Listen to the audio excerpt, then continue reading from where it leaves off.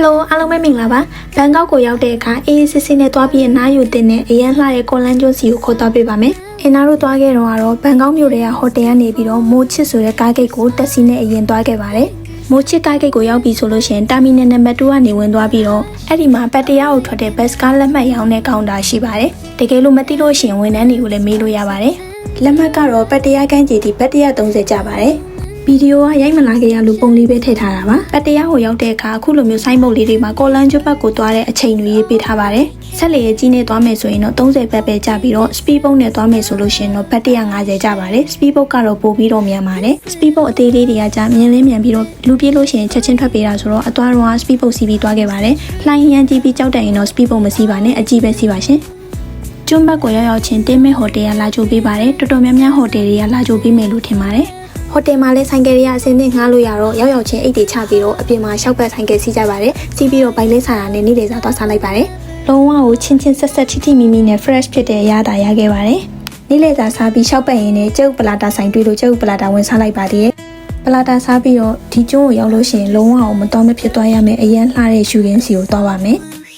တကယ်ဒီကျွန်းကိုသွားလို့ရှိရင်လုံးဝအောင်နောက်တမရစီရတဲ့အလှတရားတွေနဲ့အေးချမ်းမှုတွေကိုခံစားရမှာပါအဲ့ဒါကြောင့်မလို့အင်နာကတော့ဘန်ကောက်မြို့ထဲကိုမသွားရင်နေပါစေအခုဒီကျွန်းကိုတော့နောက်တစ်ခေါက်လာလဲခြင်းနဲ့ဆိုတဲ့ feeling ဖြစ်ခဲ့ပါတယ်အပေါ်ကနေလည်းကြည့်ပြီးဆိုတော့အောက်ကကန်းကြီးစီကိုသွားပြီးတော့ဓာတ်ပုံရိုက်ပါမယ်သူ့ရဲ့လမ်းလေးတွေကလေတောင်ကုန်းတောင်တက်လေးတွေနဲ့လုံးဝအောင်မြန်မာပြည်ပြန်ရောက်နေသလိုခံစားချက်မျိုးခံစားရမှာပါပင်လယ်ဘေးမှာလေးအေးအေးလေးနဲ့ဆိုင်ကယ်စီးရတဲ့ feeling ကဘာနဲ့မှမလဲနိုင်လို့ဒီကန်းကြီးကိုသွားဖို့အဆူဆူမဲလုပ်ပါတယ်ဒီကျွန်းကလေအရန်ကျယ်ပြီးတော့ကန်းကြီးတွေလည်းအများကြီးရှိပါတယ်အခုအင်နာရောက်နေတဲ့ကန်းကြီးကကြတော့လူသိမ့်မရှိတဲ့ကန်းကြီးပေါ့နော်တခြားနေရာတွေကကြတော့ jet ski စီးတာတွေရော banana boat စီးတာတွေရောနဲ့လူအရန်များပြီးတော့ဓာတ်ပုံရိုက်လို့မကောင်းလို့ဒီနေရာကိုဆိုင်ကယ်စီးပြီးလိုက်လျှောက်ရှာရင်းနဲ့တွေ့ခဲ့တာပါဓာတ်ပုံတွေဗီဒီယိုတွေလည်းရိုက်လို့ဝါပြီဆိုတော့ဟိုတယ်ပြန်ပြီးဝစ်စားလဲပြီးတော့ရေကူးပါမယ်ပင်လယ်ထဲမှာကူးမှာတော့မဟုတ်ပါဘူးမဖြူတဲ့သားတွေမဲမှာဆိုလို့ဟိုတယ်ကရေကူးကံမှာကူးကြမှာပါပင်လယ်ထဲမှာရေဆိုးရတဲ့ feeling ထက်ရေကူးကံမှာရေဆိုးရတဲ့ feeling ကိုပိုကြိုက်တယ်ပေါ့နော်ဘာဖြစ်လို့လဲဆိုလို့ရှိရင်လှိုင်းလုံးကြီးတွေအရန်ကြီးလို့ရှိရင်ကြောက်လို့ပါပြီးရင်ရေရလည်းငန်တော့အဲ့ရေငန်ကိုမကြိုက်ပါဘူးရေကူးကံမှာရေကစားတဲ့ချိန်ကပျော်စရာအကောင်းဆုံးချိန်ဖြစ်ခဲ့ပါတယ်ရေကူးကံနဲ့မှာရေဆော့လို့ဝါပြီဆိုလို့ရှိရင်ကန်းကြေကိုတွားပြန်ပြီးတော့ banana boat နဲ့ jet ski တွားစီပါမယ်ဒီကန်းကြီးကိုကြတော့ဟာတာဝင်ကန်းကြီးလို့ခေါ်ပါတယ်တဲ့တခြားကန်းကြီးတွေလည်းလူရှိပေမဲ့ဒီကန်းကြီးကတော့လူအစီဆုံးလို့ပြောကြပါတယ်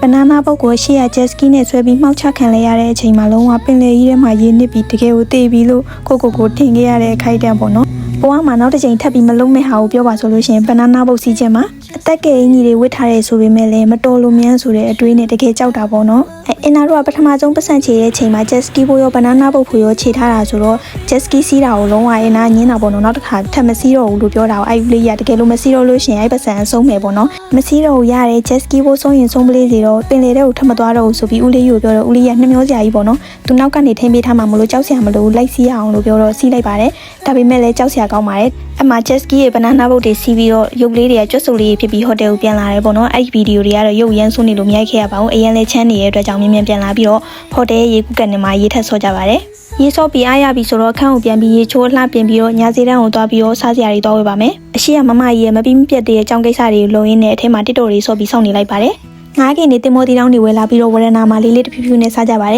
်နောက်နေ့မနက်မိုးလင်းတော့တခြားကန်းကြီးတစ်ခုကိုသွားချပြီးတော့တပ်ပုံသွားရိုက်လိုက်ပါသေးတယ်၄-၅ ရက်လောက်နေမယ်ဆိုရင်တော့အေးစစ်စစ်နဲ့ရှိသမျှကန်းကြီးအကုန်လုံးကိုစိတ်ကြိုက်အနှံ့ပတ်လို့ရမှာပါနေချင်းပြန်ဆိုလို့ရှိရင်တော့တိတ်ပြီးတော့မနှံ့နိုင်ပါဘူးလောဖြစ်နိုင်နေပေါ့နော်2 ရက် 3 ရက်လောက်ဆိုရင်တော့တော်ပဲလို့ထင်ပါတယ်တပ်ပုံတွေဗီဒီယိုတွေကိုစိတ်ကြိုက်တိချာရပြီဆိုလို့ရှိရင်ညနေလောက်ကြာလို့ရှိရင်ပြန်ပါမယ်တခုတတိထားမှာအိုက်ကျွန်းကနေပတ်တရားဘက်ကိုပြန်ထွက်တဲ့ချိန်ကြလို့ရှိရင်အရန်နောက်ကျသွားလို့ရှိရင်ဆက်လီမရှိတာမျိုးတွေရှိတတ်ပါတယ်အဲဒါကြောင့်မလို့အချိန်ကိုတိချာကြည့်ဖို့လိုအပ်ပါတယ်ရှင်အင်နာတို့ပြန်ခဲ့တဲ့ချိန်ကညနေခင်းလေးဖြစ်ပြီးတော့အရန်လှိုင်းကြီးတဲ့ချိန်ဖြစ်နေတော့ဆက်လီရဲ့ဒုတိယအထက်ထိကိုရေတွေကဆင်းတာပေါ့နော်ပင်လေရေတွေကဆင်းပြီးတော့လေကြီးကလည်းဟိုဘက်ရိမ့်လိုက်ဒီဘက်ရိမ့်လိုက်ရင်းပြီးတော့အရန်ကိုကြောက်စရာကောင်းပါတယ်ရေကြောက်တတ်တဲ့သူဆိုရင်တော့အဆင်မပြေဘူးလို့ထင်ပါတယ်ဆက်လီစီးရတာနဲ့ရင်းနှီးခဲ့တာကြောက်စရာကောင်းပေမဲ့အများကြီးပျော်ခဲ့ရလို့ကျဉ်းတတ်ပါတယ်အင်နာတို့သွားတော့တဲခဲ့တဲ့ဟိုတယ်ကဒီဟိုတယ်ပါ service လည်းအရန်ကောင်းပြီးတော့ဟိုတယ်လည်းအရန်တတ်နာမလို့ recommend ပေးပါတယ်ရှင်အားလုံးအဆင်ပြေကြပါစေရှင်နောက်ဗီဒီယိုတွေမှာပြန်တွေ့မယ်နော် bye bye